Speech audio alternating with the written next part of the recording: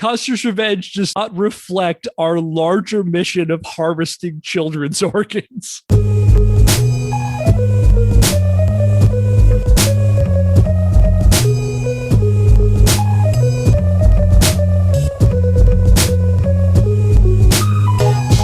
Hello, fellow netizens, and welcome to Scandalous Games, the show where we take a closer look at video game-related controversies. I'm Kevin Impellizeri, and I do the research, and I share a story of a video game controversy to my friends. Hello, I'm John Dukes. I'm gamer extraordinaire. What's up, everyone? I'm Elford Stephens. I'm a longtime gamer. Hey, everybody. I'm Phil Thomas. You might as well consider me a video game newbie. We're going to be talking about the infamous 1982 Atari 2600 game, Custer's Revenge. In advance for our listeners, this game does cover depictions of racism and sexual assault, particularly sexual assault against women and against women of color. So I want you to be aware of that in advance. I'm going to put some resources in the description if you want to learn more about this particularly serious topic, but we're going to try to talk about this game and the controversy around it. So on that very, very, very light note, Custer's Revenge is a huge, air quotes on this, erotic theme game released in 1982 for the Atari 2600 by American Multiple Industries. The game involves the player assuming the role of Custer, a naked cowboy with a massive erection who navigates an arrow-strewn desert, tries to avoid obstacles like cacti, trying to make their way across the screen to a bound Native American woman. Custer tries to navigate this desert and effectively rape an Indigenous woman tied to a cactus. Yikes. Oh my God. I promise that this one is a wild ride, talking about this particular company and the depths they would go to try to market an erotic themed game in a system that was primarily marketed toward children. So as I've been doing in the past, here's our back of the box description of Custer's Revenge. And I need to take a long drink of my seltzer before this one.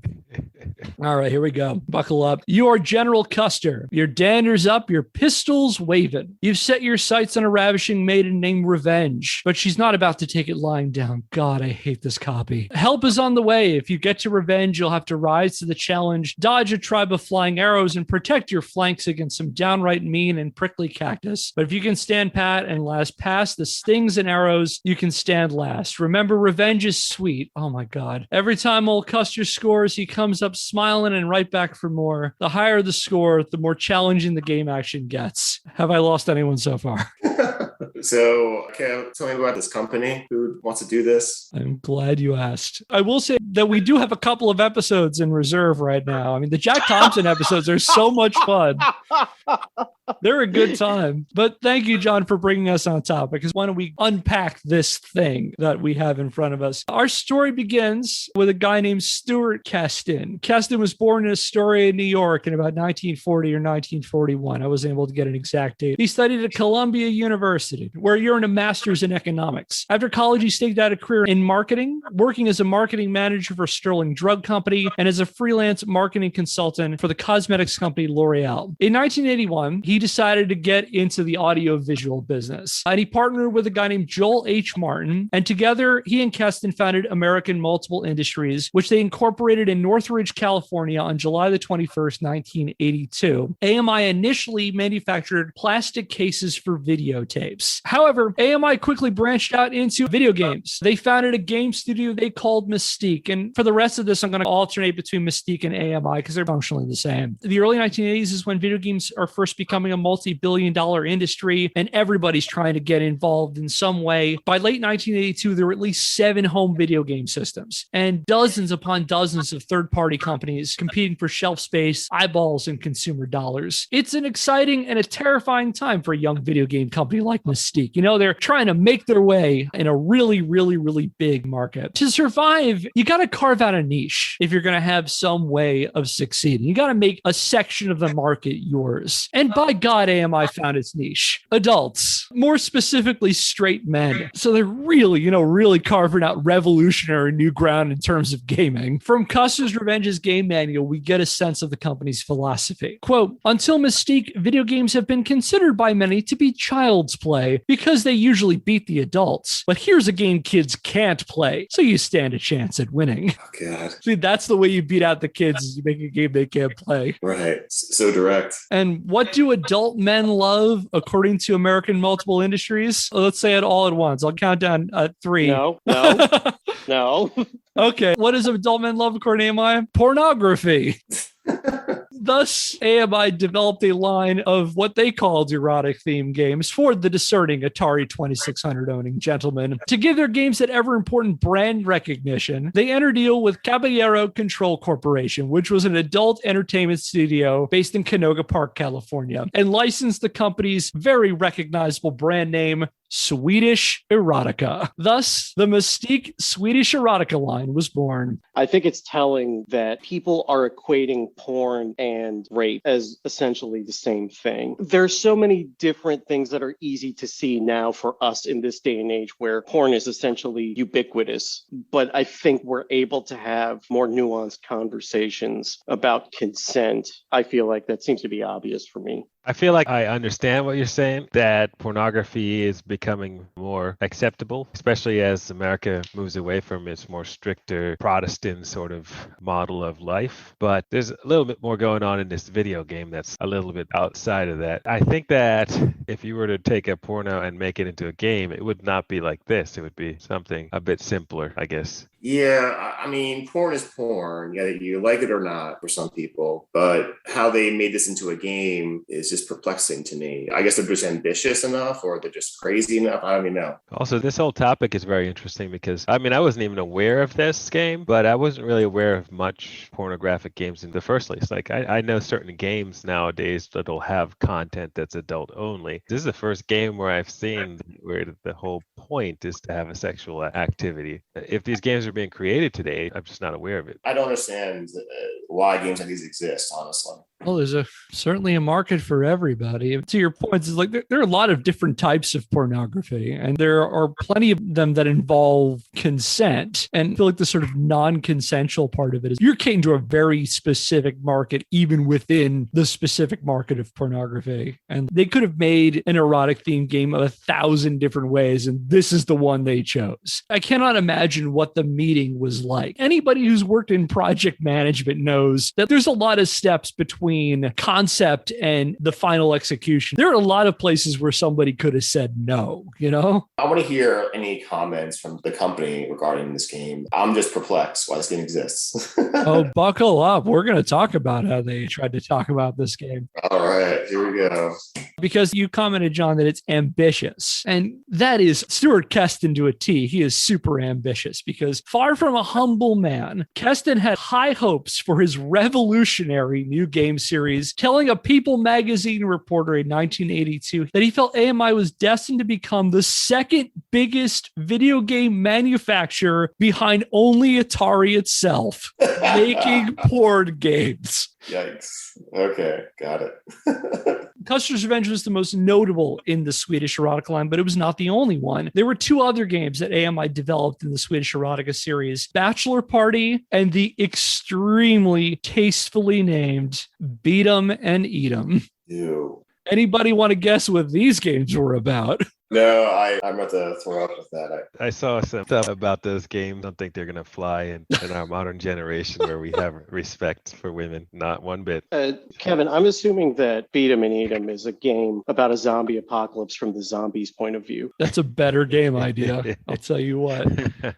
All right, let's go into these games. So Bachelor Party is a ball and paddle game. Think of like Breakout or like a solo version of Pong, where the ball is a naked dude with an erection and the bricks are naked ladies.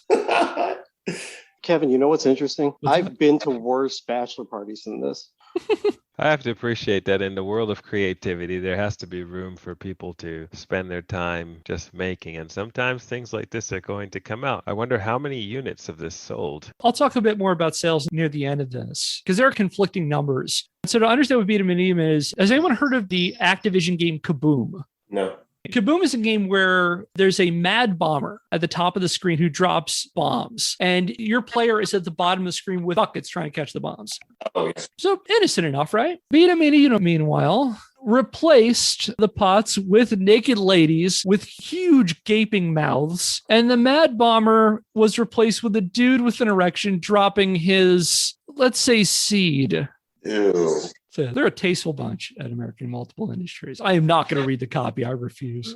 This has already broken me. Yeah, just if I look over, yeah, definitely. All right, so we've now been introduced to the 3 games in the Mystique Swedish Erotica line. AMI unveiled the line on October the 13th, 1982 at the National Sound, Music, and Video Show held at Manhattan's New York Hilton Hotel. Their booth featured a big cardboard poster of the box art for Custer's Revenge, a cartoon image of a sweating Custer, naked save for a U.S. cavalry hat, bandana, gloves, boots, and spurs, and leering at a taller woman coded as Native American with tan skin and a headband and a short revealing dress, and she's tied up to some kind of post. At their booth, AMI also set up at least one Atari 2600 for attendees to demo the game. And the reception was, let's say, mixed. Most guys seemed to have little problem with it, and women surprisingly hated it. Here's a quote from one of the people a newsletter talked to at the convention. This is a guy who said, quote, "I think it's funny, though I could see how it could offend some people.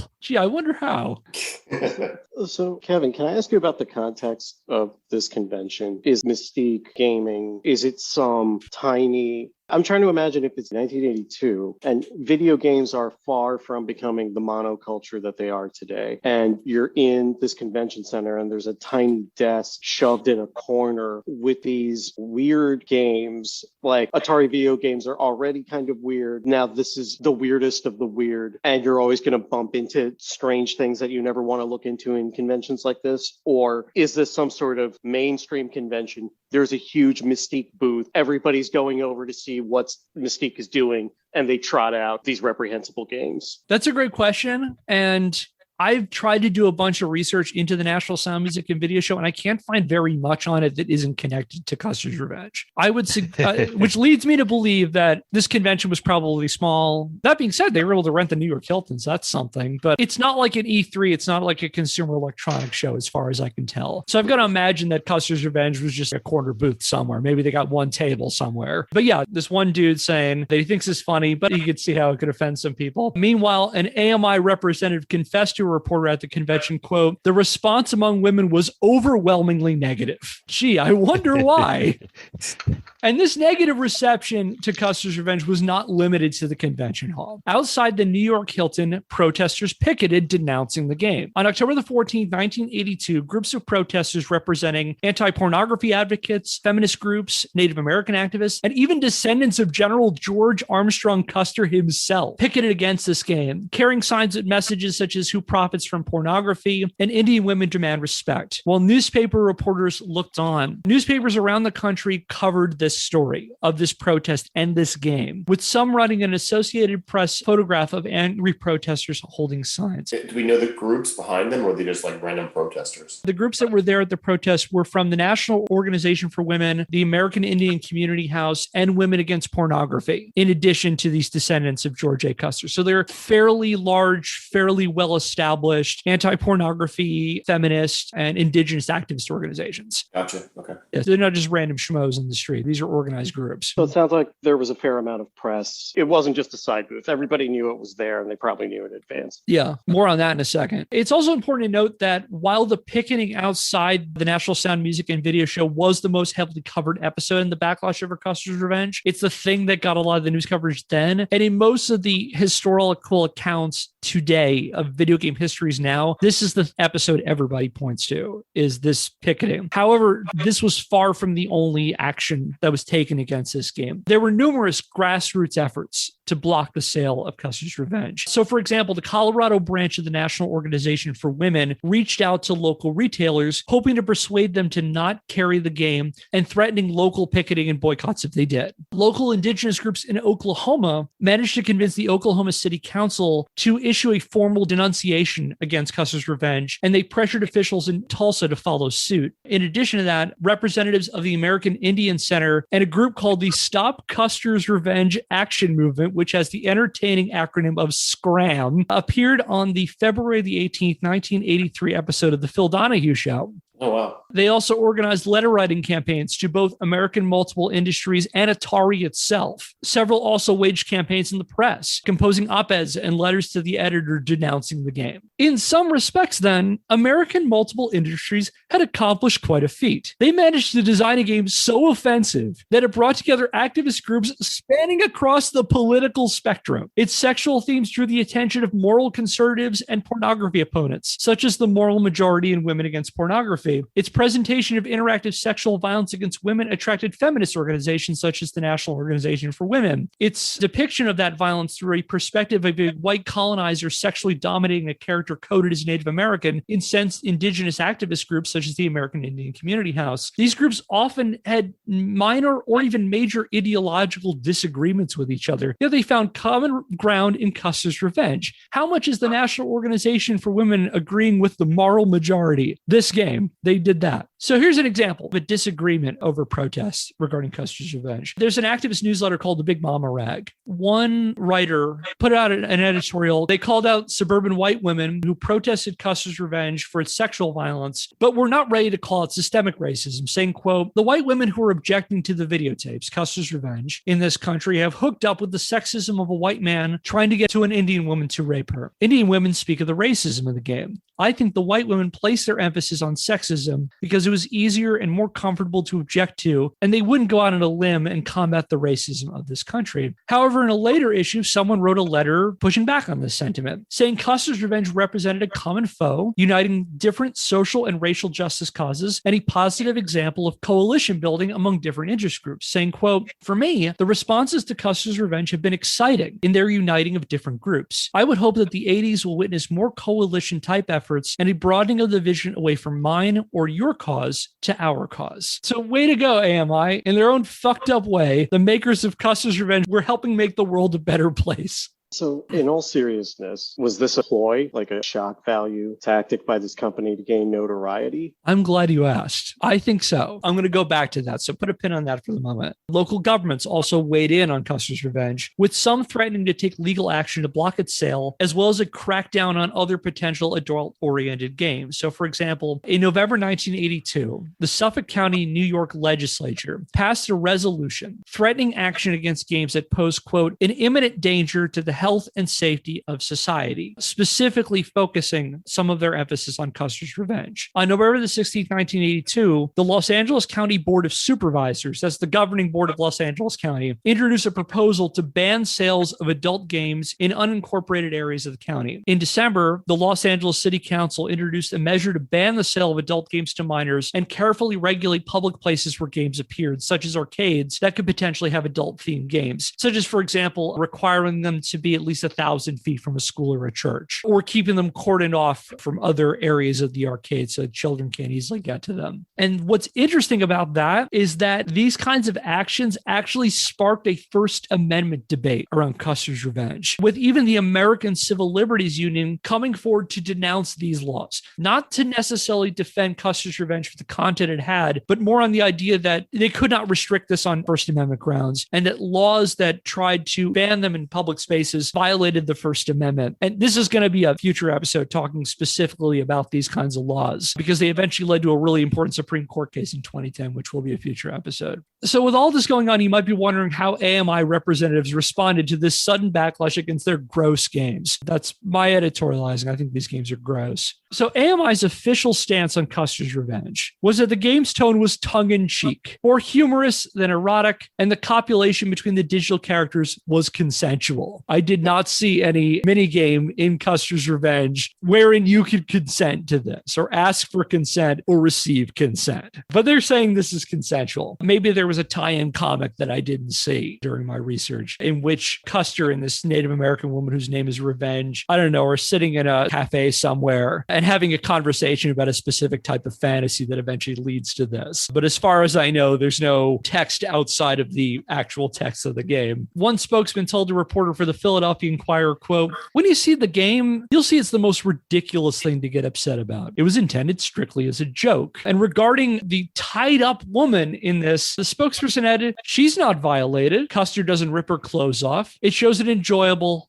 fun act." Or As the manual for Custer's Revenge itself put it, quote, "It is our desire to provide you with not only the finest in adult video games, but with a level of quality, play, graphics, effects, and humor rarely found in any video game, adult or not. We want you to laugh, smile a lot, have a challenge, and enjoy. P.S. If the kids catch you and should ask, tell them Custer and the Maiden are just dancing." Oh my God. It just sounds like the company is just trying to force feed what they think is nothing bad with this X-rated game, just them. They're just trying to cover up the fact that it's grotesque, I guess. Yeah, it's hard to defend the content of this game on its face here. Yeah. But AMI is arguing this is all a joke. It's a funny game. When I first saw this game, I just viewed the game. I only saw the box cover today, and I didn't see the depiction of the Native American woman on the box. So without that, sexual assault wasn't part of the many problems I saw with this game. What I'm learning today adds a huge layer on top of already multiple problems and issues. I see the difference between the late 70s, early 80s America and 40 years later, and what's acceptable and what's okay as a joke. The fact that these guys could just be like, oh yeah, this is just a joke. Well, it just shows you how bad things really were for certain people.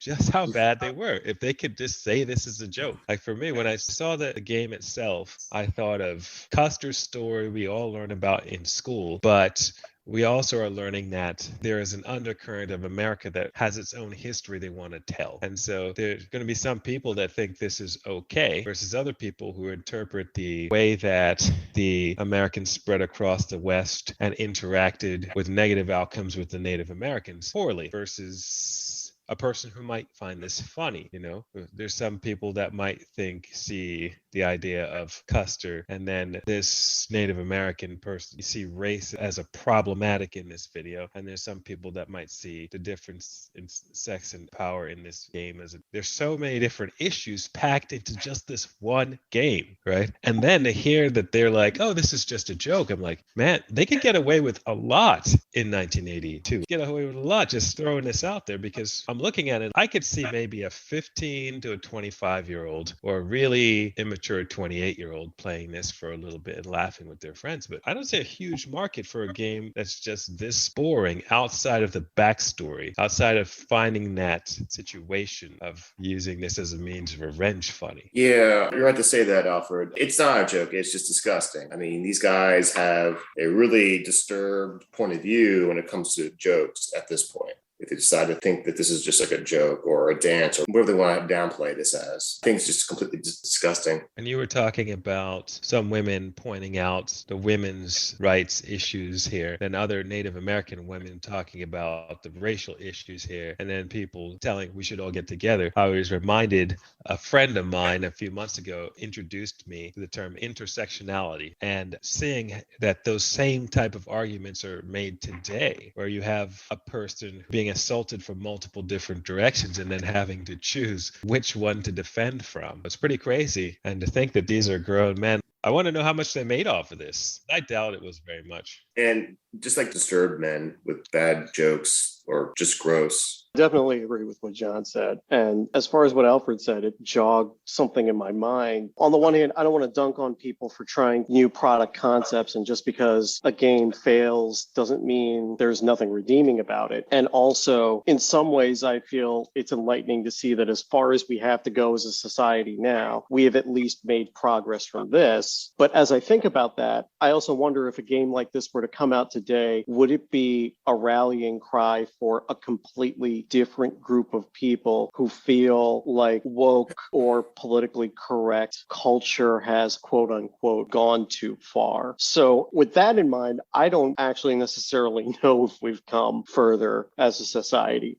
I will say I feel strongly that we're being trolled by these guys right now. I'm with you on a lot of this, Phil. I will say, just for context listening, we are recording this a few days after the California Department of Fair Employment and Housing lawsuit against Activision-Blizzard over years and years of harassment and abuse of women. And I've read through the lawsuit, and it's awful stuff. And I'd like to think that we as a society and gaming and all this stuff is better than Custer's Revenge, but in some ways they're still grappling with the same shit. And the other point you make, Phil, I think is also a valid one, which is that I could see in an era of a decentralized games market that there being a segment of the population that will say we need to battle against political correctness, and that's why Custer's Revenge is a great game. A future topic of this show is going to be the Postal series, and Postal is very much that. And I could see these guys in American multiple industries being able to cater to a niche like that. And I'm certain that there are still games like this. I try not to dig too far into the depths of Steam, but I'm sure you'll find games that are similar to this. I really do. That's the cynic in me saying that. So whether we've gotten better than this is a whole nother discussion. Again, it boggles my mind the amount of things that had to say yes to get to this point. It's like you can imagine Stuart Keston. I'm trying to lighten the mood a little bit here, so I'm going to lean into more of a New York accent.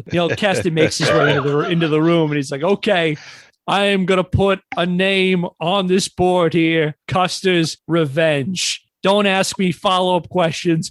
Get us Custer's Revenge. And then having some developer who's got to make this thing and bring this vision to life. Play testing it, but having marketing people booking a place at a convention where you're having a big picture of Custer with his ass hanging out that you could play this game there. So many things had to happen, and so many obstacles had to be overcome for this game to happen. These guys, they're just trying to make a buck. They didn't mean to be an example of the massive problem, but they are. I am fully about free source, and I'm fully about people being able to produce content that they wish. But I do believe there has to be regulation when it comes to being able to limit what they can sell to your children. In that regard, Alfred, they have on the cartridge, it's not for minors. I mean, that's as far as they go with that. Yeah, they do put on the packaging that it's not for sale for minors. I don't know what, if any, provisions are put in any given store. Yeah. This is well before the ESRB. And even after the Entertainment Software Ratings Board was created, it was undermanaged in the 1990s. It wasn't until the 2000s when the ESRB actually started taking it seriously. And again, that'll be a future episode. But can you imagine walking into a Kmart and just seeing this thing there? You go to your local Caldor and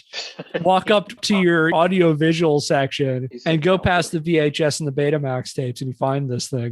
So, Kevin, I'm going to try to get this out. So you brought up the Activision lawsuit. One of the women at Activision who was being sexually harassed killed herself directly because of actions taken by a superior she couldn't stop. And when I think about that and I look at this, you see an obliviousness to why should any of these elements be problems for people in the game. And it feels like the public said these things are unacceptable. And then rather than stop including these elements, they stopped including the elements in the game. And then they started acting out their fantasies in the workplace. And I think the question is that worse? In some ways, I'd rather they make these games so that we know who they are, rather than make Activision games that we like and then find out that the people who made them are horrible. Yeah. I think it's also like you have these guys, and I think you see parallels with this in Activision, where you have a bunch of dudes in the room who don't see any of this as a problem, that none of this is directly affecting them. These guys like Stuart Keston and Joel H. Martin, they're like, they do not see a problem with this. I would argue that it has not really crossed their minds that anybody would have an issue with this, which then raises the question, what was the AMI work culture like? I'm certain that there were no women in power, and certainly no women of color in power in AMI. I highly doubt they had a Native American computer program working on this game.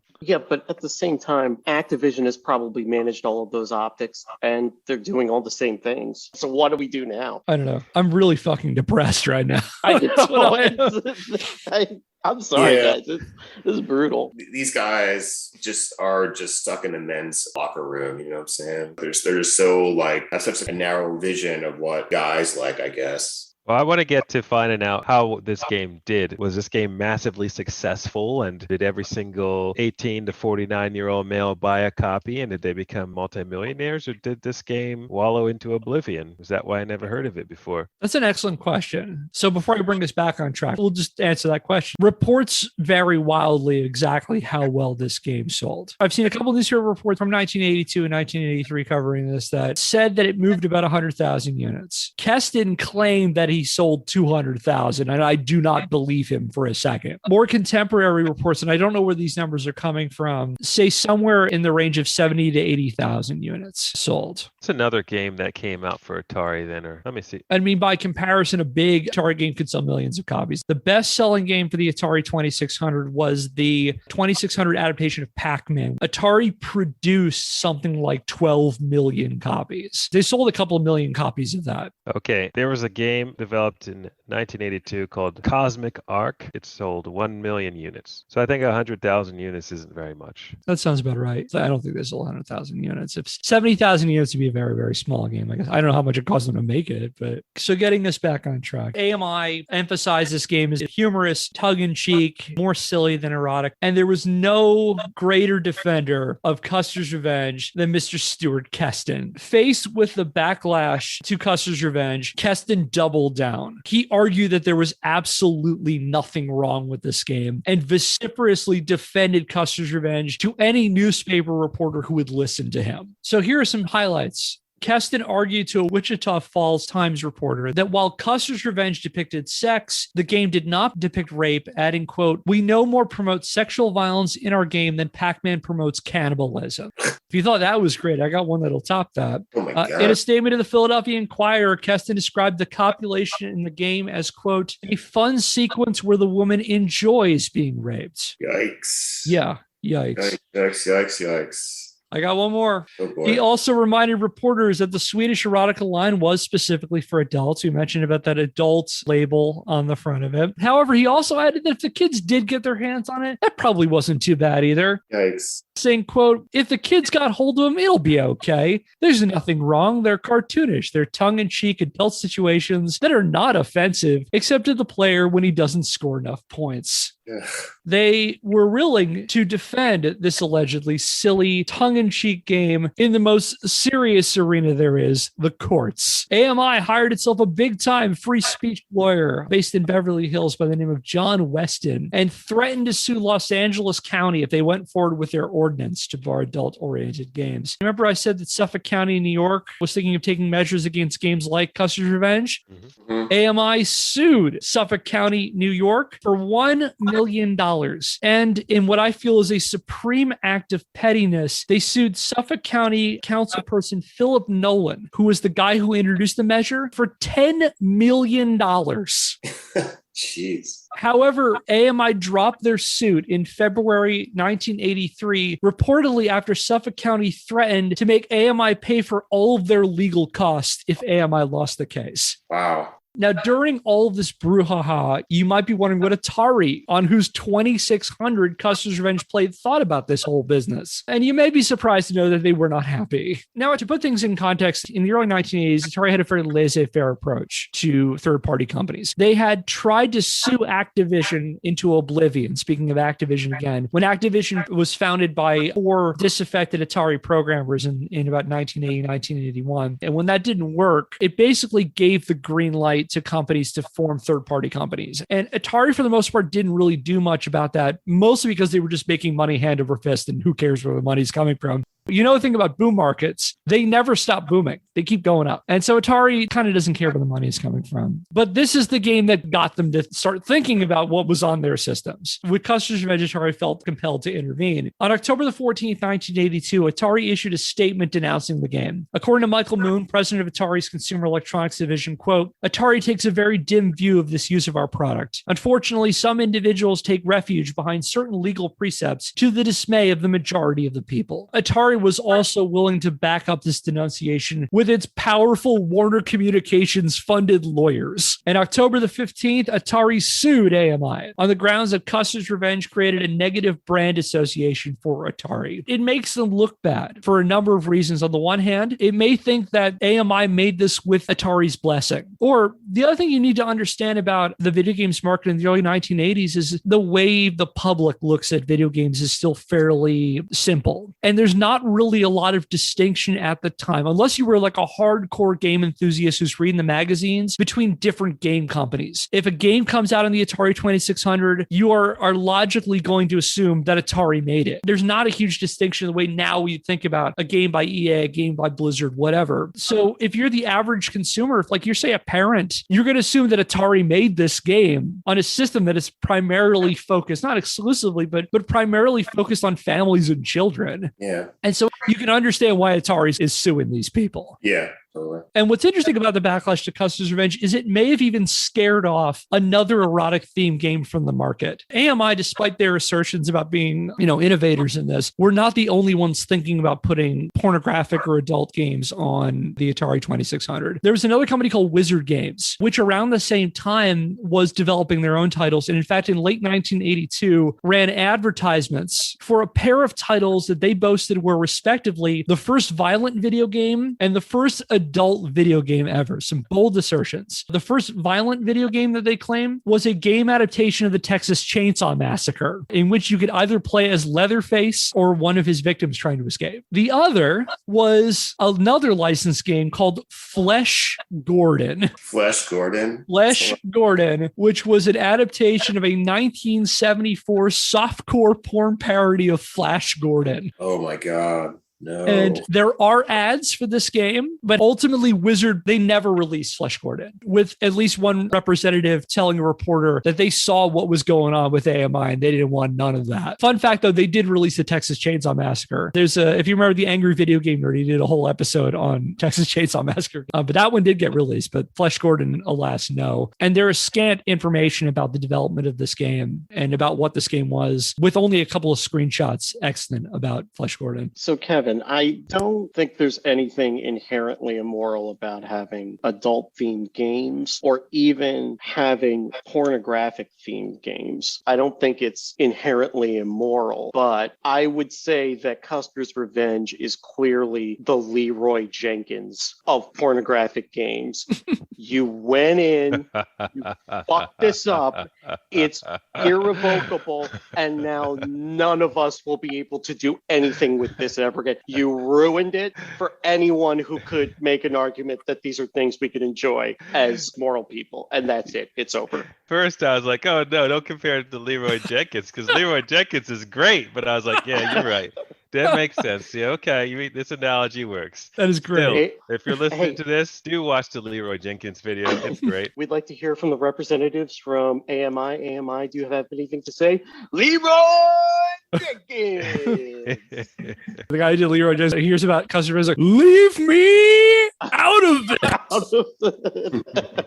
It's funny you mentioned that, though, because there have been a couple of academic articles studying eroticism and pornography in games. And one of the arguments that's come about Custer's Revenge is that for a long time, particularly in the American market, it basically kills that market. Like Custer's Revenge, in one fell swoop, just destroyed any chance for a long while of these kinds of games coming out. They ruined it for the rest of us, ruined it for the rest of the people aspiring to market towards sort of sexually themed games, broadly defined. I've always wondered why there aren't more pornographic games. There's so much creativity, but I don't really see them. Not that I'm looking for them, but I know that it's a huge industry. And so what I'm hearing for you is this is kind of the start of like a slowing of maybe people are hesitant to create games after the controversy and how ridiculous this game is. So I'm thinking the average American male looking at this was probably not interested. It's a stupid game. Yeah. And on top of that, I mean, there are other reasons. We'll get into ratings on another day, but the AO or adults only rating often puts a kibosh on that, because most of the games that have gotten an AO rating, with only about 2 or 3 exceptions, have been primarily sexual themed games, and just depictions of sex and sexuality in games. Those kinds of games are usually in the AO. And the thing is, console publishers don't put out AO games and retailers won't stock AO games. We'll talk more about that in a future episode, but that has also helped to curtail it. So when those games come out, they're almost exclusively, if not exclusively, exclusively on PCs and digital distribution where they don't have to worry about retailers and they don't have to worry about console developers and they can just sell it directly to the consumer. And there's definitely, I would say, more of a market now because with digital distribution, the gaming landscape is so decentralized now. And you could now cater in a way you really couldn't before to these very, very specific niche clienteles. And I would say now that there's more of a market for this than there ever was, or at least more of a favorable market that you could actually do this kind of stuff. But there sure as hell was not really that in the 80s. And there certainly wasn't that for the longest time in the games industry.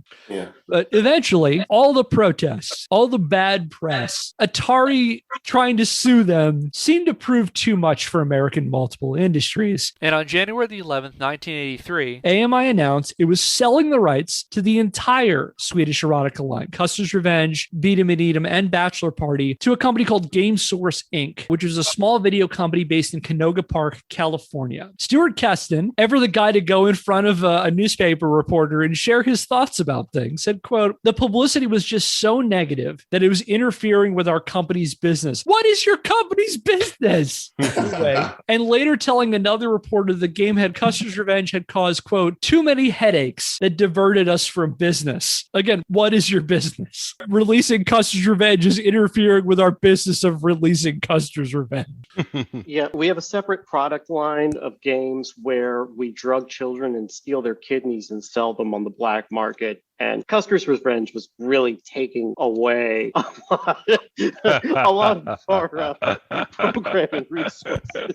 Yeah, Custer's Revenge does not reflect our larger mission of harvesting children's organs. Yeah, that makes sense. Good luck with that, AMI. The world is a Truly. crazy I mean that place. sincerely. You know, one thing that stands out for me is compared to our Night Trap episode, which you haven't heard, you should go ahead and listen to. Night Trap was an interesting concept for me. I totally saw like, this is an interesting concept. I haven't seen it in a lot of games, but this game, this is obviously different parts of other very simple Atari games that they just put a different image on and a really stupid reward for winning and then marketed it as a game. And so I have a very different feeling here. This, as a gamer, this game didn't do anything for the genre. Yeah. It didn't introduce anything that wasn't being done better already. Whereas Night Trap introduced some interesting concepts, and because of its own controversy, it didn't. But I could see games like Night Trap still selling in the market of casual gamers today versus something like this. No one, even if you put Qbert in there and you took away the nonsense at the right side of the screen, no one's going to want to just play this, because this is like you take Super Mario and you strip it down to almost nothing, and there you go. You've got a single screen platformer that you can't even jump. Yeah, I think that's a great point too. If you pull back the artifice and have it just be the mechanics, there's nothing to this game. Like even compared to games at the time, like you could play, Pac-Man and Yar's Revenge and Battlezone, Missile Command. I'm such a big fan of Missile Command in the 2600. It's so many different, interesting, exciting games. If you're to strip out like what the content of the game is and just keep its mechanics, it's still not a good game. I think you're right. So like I said, AMI sells the rights to the Swedish rock line as company GameSource. And GameSource immediately announces they're discontinuing Custer's Revenge.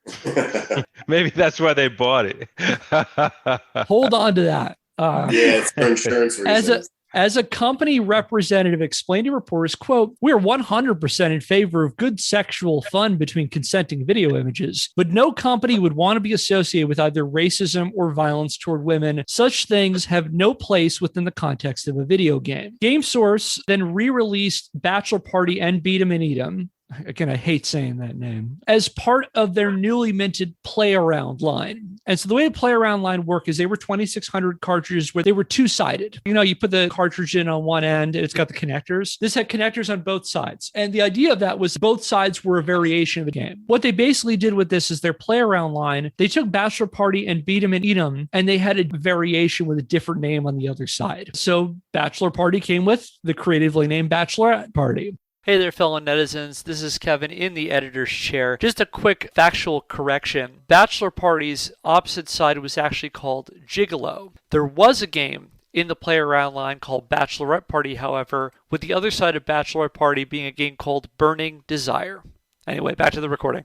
Beat 'em and Eat 'em came with, no pun intended, with Lady in Waiting. Other titles in the Play Around series included Night on the Town / Jungle Fever, and I don't know what that game is about. I didn't look into that. And Cat House Blues / Philly Flasher. Yikes. However, we're not quite done with AMI or Custer's Revenge. We've kind of talked about this already. You brought this up, Phil. I think that all of this, that this backlash, the reason we're talking about this game, I think it was because of AMI. I think that they put stuff out there to help provoke a moral outrage against them. I think this might be one of the, if not the earliest example of outrage marketing in video games. This is not to say, I'm not suggesting that the protests were staged. I'm not suggesting that people who picketed outside the Sound Music and Video Show were actors. I think that everyone was there for the reasons they said they were. But I think that AMI deliberately provoked these groups and exploited their outrage to help sell a gross racist game. I think that they knew what they were doing coming into this. Now, the challenging thing about American multiple industries, and this is endemic of a lot of video game history from this time, is that records are not really well kept, even at big companies like Atari. And this was one of those fly-by-night games companies that came in and came out. And who knows if they kept any stuff. I imagine once all this got phased out, they probably, all the design documents, prototypes, they probably just threw it in the trash. I don't think there's any reason they kept it. So this is an educated hypothesis based on some stuff. With the biggest one I'm coming out with this is a report from a tech magazine called InfoWorld, which did a report on Custer's Revenge and the conference they were at in their November the 8th, 1982 issue. So this would probably been one of the earliest issues after Custer's Revenge is shown there. And reportedly, the protesters who marched outside the New York Hilton, so like the American Indian Community House, National Organization for Women, Women Against Pornography, Custer's descendants, first heard about Custer's Revenge from Stuart Keston himself. Keston reportedly invited representatives to come and try out the game prior to the convention. This is an act that Matthew Thomas Payne and Peter Alalunas, who did a whole article, and I'll share a link to it in the show notes on this, described as, quote, an audacious combination of invitation and provocation that put AMI squarely on the national radar. I think it's worth mentioning the fact that most of the majority of the early news coverage of Custer's Revenge comes before the game even came out. So, like I said, they first debuted this in mid-October. The game was going to have a November release. This is in contrary to what Wikipedia will have you believe, because the current Wikipedia article on Custer's Revenge as of this recording has a release date of September the 23rd, 1982, and I found plenty of sources that contradict that suggest an early November release. The earliest article I found that covered Custer's Revenge was from October the 3rd, 1982, from the Los Angeles Times. That's more than 2 weeks before the convention. Hello, fellow netizens. This is Kevin again in the editor's chair. I just wanted to let you know in this part that since we recorded this episode, game historian Kate Willard came out with a really fantastic article that was published on September the 6th on Kotaku, which does a deep dive into Custer's Revenge and AMI and the Swedish erotica line, which I really do encourage you to check out. I'll put a link in the description. Willard's article has more about the sort of early responses to Custer's Revenge even before the protest in October, and she comes to some different conclusions than I do. So I encourage you to check out her article as well. It's really great. And with that, back to the recording. Which then leads the question, like, the games market is so crowded in late 1982. And this is the small nothing company that's all of a sudden coming out with a niche product. How do people find out about this game is, I think, an important question to have. And what I think is the case is I think that AMI put that out there for people to know about it. Right. So that then they would have that negative, horrible reaction. And this game is like practically tailor-made to offend as many people. You mentioned trolling before, Phil. I think this is trolling. Something else I didn't mention is this game was also really expensive. It came out for $50. Yikes. That's crazy. Which is not expensive now, but that's $138 today. Yeah. And that was at least $20 more than most 2600 games ran for in 1982. So they were already hamstringing themselves to a limited market based on how costly it was, to say nothing of its content. You wanted to add something, Phil? Yeah, I mean, do you know what else you could buy at Caldor in the early 80s with $50? You could buy a telescope and a tent and, okay, well, that's about it. But a telescope and a tent are still pretty good. You could put a down payment on a laser disc. There you go. Reagan's America. So there's that report. And like, this is a super crowded market. And with that, there's plenty of incentive for them to stoke a controversy. Really, when you think about AMI, for the most part, there's really no downside to this, because if they're operating on that assumption that any publicity is good publicity, then putting this out there and having a protest that, you know, newspaper reporters report on and people have a lot of things to say about, like, that's a win for them. I mean, this isn't even the first time we've covered that on this show. Think back to the Turok naming contest and how all of that was, acclaim was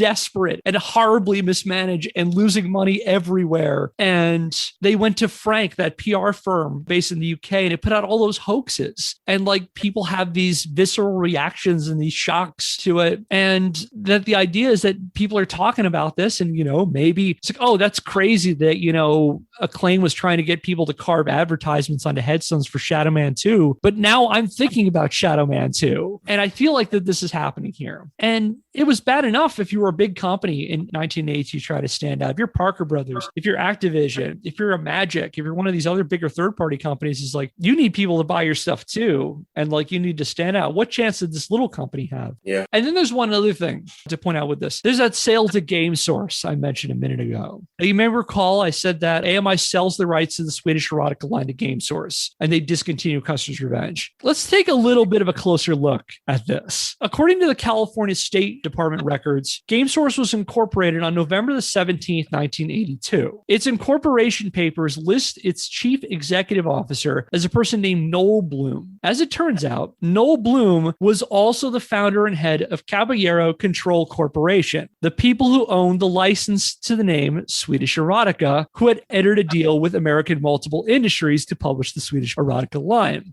In addition to that, several reports from the time noted that Game Source had a suspicious number of AMI employees working for it. So, for example, a report from Miss Magazine from about March of 1983 revealed that the company's president was Joel H. Martin, Stuart Keston's partner at AMI. A report from Video Games Magazine observed that the spokesperson who made that statement about, we're up for all good, clean digital fun was also a former AMI employee. Another spokesperson who spoke about the line from Game Source was also a former AMI employee. And it was also noted in the Video Games report that Stuart Keston himself had a financial stake in this new company. So all of this is looking a bit fishy. Either this was a coincidence or American Multiple Industries effectively just formed a whole new company to quote unquote sell off the rights to, and then have a fresh company that doesn't have the baggage of AMI that then is free to put out whatever smut games they feel like. It's like the classic marketing thing. Like if your brand is poison, you rebrand. You put the same product out under a new name. And like I think the Game Source is that for these guys. Right. And despite what I just said about them discontinuing it, Game Source didn't even discontinue Custer's Revenge. Like Game Source, they rebranded and just redistributed it in a new way. So as with the other titles in the Play Around line, they released a new game with the two-sided cartridges. This one exclusively on the European market. The one was called Westward Ho, and the other side was General Retreat. Westward Ho was basically just Custer's Revenge. Same box art, same premise, new name. And General Retreat was just a gender swap version, where now Custer is tied up and the Native American woman's trying to get to him. In that one, she stabs him with a spear, right? Right? I mean, she's getting her revenge, right? Yeah. Was it a true flip or was it a fake flip there? I'm just trying to figure out what the game was. Yeah. With all that in mind, I don't think it was a stretch to consider that a company that was willing to go through all of this trouble would be above trying to stoke a controversy for sales and effectively troll the media and troll activist groups into getting a whole bunch of eyeballs onto this game and have people like, we talked about this with Night Trap, and it's like, now it's this, this dirty, scandalous game, hence the title, roll credits, where now it's like, this game, I've got to try this out. I've got to see what the whole issue is. And like in the 1980s, like you're not going on YouTube to watch trailers or reviews. You're only hearing about this through the papers and through word of mouth. And so I need to see this game. I need to see the game that, even Atari doesn't want us to see. However, I will point out that if stoking a controversy for free press was their intention, they definitely got way more than they bargained for. You think that the point of a controversy-based marketing strategy is to put all this shocking stuff in the press and have people scramble about having their hot takes about it without any material consequences to you. And at the most, maybe you get, more sales. If that was their intention, I feel like AMI failed miserably. And yeah, the game certainly grabbed headlines, but it attracted the kind of negative attention that would substantially impact sales. I mean, protests outside the convention where you're showing the game, Absolutely. Just part of the business. Angry letters, newspaper articles, sure. However, a possibly protracted and expensive lawsuit against the mightiest video game company that controls about 80% of the market and is owned by a multi-billion-dollar media empire, not so much. I feel like that's one of those things where Keston's just looking at the papers. Yeah, this is good. Wait a minute. Oh, fuck. Oh, no. Oh, no. Okay, hold on. Articles of incorporation. Game Source Inc.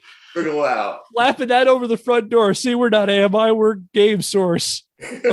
So, Kevin, you remember when Daniel Snyder, the owner of the Washington Redskins, was like for years, we'll never change the name? Yeah. We'll never change the name. The moment FedEx said they were going to pull all of their funding and marketing for their stadium, all of a sudden they're the Washington football team. Yeah. That's what it's all about, man. Where I live, the Redskins are huge, and I live in a very one-sided politically area. And for years, people were dead set, and then suddenly I was surprised about the change. Nevertheless, my perspective was this. If it's making money, they could feel free to share it with the Native American people who they are in this area. I'm pretty sure if the Native American in the area were told they were going to get 5% of the profits of the Washington Redskins as long as they could keep the name, they would be like, okay, you know? Alfred, if they wanted some of that money, they should have trademarked that slur the way Daniel Snyder did, but they didn't, did they? So they get nothing. Got mine. They get nothing, Alfred. The history of violence towards Native Americans is pretty astounding when you look back on history. And so, like, even as a descendant of slavery, like, the Native Americans were stamped out of existence. And I'm not a big football follower, so it doesn't bother me in that sense. But if you were asked me to line up on one side or the other, I would have looked and seen where the Native Americans stand, and I would stand right there. And I'm pretty sure most of them were not going to be like, we love that name, but if it's great, share the profit. That's all. It wouldn't even have to be a large chunk. 5% of what they were making would probably be a huge chunk of cash.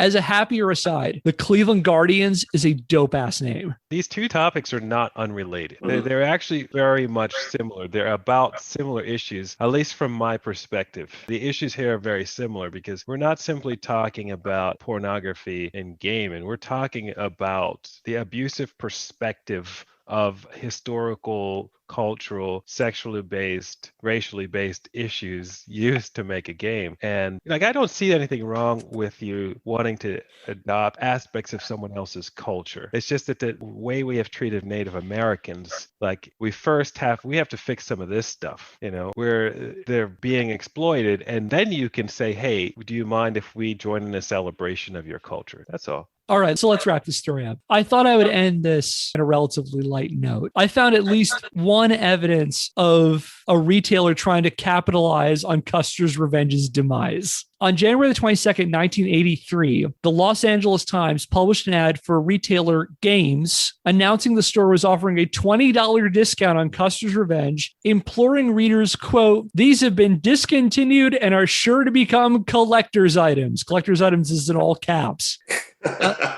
They ain't wrong, because today just the cartridge alone sells for about $100 on eBay, with at least one seller I found offering a near mint complete copy for $2,000. Ugh. So for $2,000, you could have this in your home. Yikes. I can respect this as a collector's item because of the controversy, because of how stupid it was. Like, I can respect that. Like, people are going to be like, for a mint copy. I met a guy who buys and sells, and many of the games that become very expensive weren't even games that everybody really liked. There's one reason and another why it became popular in the collector's circuit. Yeah, this is an aside. The game collections market right now is crazy. Everything is way too expensive now. Everything is overinflated. Oh, the original copy of Legend of Zelda is like, what, 100,000 right now? This is all just reflections of the amount of wealth there is in the world. That's all it really is. So a sealed copy of Super Mario 64 on July the 11th sold for $1.5 million. Wow. That's nuts. That's absolutely insane. So when we were young, we were in the age where people were collecting because people were talking about they were making money, like baseball cards or something. Yeah, my dad did that. If you read about it, it's a very, very risky trying to collect because most things don't end up being valued anything. Remember Beanie Babies? Yeah. Yeah. No, they're Yeah, the speculative markets. I think of the comic market in the 90s, because like there are a bunch of news stories about people who, went through their old comic collections and found like Action Comics #1 and like X-Men #1 and all that. And they sold for a lot. And the comic industry got the wrong message from that, which is, okay, we're going to put out a whole bunch of new characters. We're going to put out a whole bunch of issue 1s, and they're going to be holographic and they're going to be variants. And they nearly tanked themselves. Yeah, totally. Like Marvel nearly killed itself in the 90s. Yeah, that's a shame. Just overproducing. Yeah, it was a bubble. And so, yeah, everybody overproduced and they made all these issue 1s thinking people would buy them up. And they forgot the reason that those comics were rare, especially those ones in the 40s, is because they were rare. You remember a couple episodes ago, I had Turok #1, the Valiant Comics launch of Turok Dinosaur Hunter. I got that in a dollar bin. I got it for less than it sold for when it came out in like 1996. God damn, yeah. All right. We'll start wrapping up our discussion of Custer's Revenge. Any final thoughts on this gross ass game? Like I said, it's a gross ass game, period. Made by gross ass people. I feel like in the end, from a gamer's perspective, these guys didn't do anything to contribute. They were trying to grab money in a really stupid way, but they didn't do anything. And one of the best things about gaming is that there's an immense amount of creativity involved, and people will pour themselves into finding ways to improve our experience playing games and to teach us things. But not everybody does that. That didn't happen here, and good riddance. I'm glad I never heard this game before, and I don't anticipate to ever touch base on play this game in my life. The video game industry has never not been a bro culture. It started as a bro culture. It's still a bro culture. And who knows when it'll stop? Because I'm a hack and a fraud, I did not play Custer's Revenge in advance of this. I thought I had a ROM of it on my computer and I didn't. And I had no interest in seeking it out because I have no interest in playing it. I would have no interest in playing it again after this. And I would feel gross just playing it in the first place. Yeah. And that will do it for today's episode of Scandalous Games. If you like what we're doing, you want to help the show, subscribe or follow us wherever you get your podcasts and leave a rating on iTunes. If you want to learn more, check out our website, scandalousgamespodcast.wordpress.com, where I publish the show notes and the sources for every episode. Our theme music is Occam Seek Me by Seek Knowledge via the Free Music Archive, used under a CC BY NC SA 3.0 US license. If you have a question, comment, or an idea for a future episode, email us at scandalousgamespodcast@gmail.com. And until next time, I'm Kevin Impellizeri. I am John Dukes. I'm Elford Stephens. I'm Phil Thomas. Give us 5 stars. Thanks for listening, and we'll see you next Scandal. See ya. Later.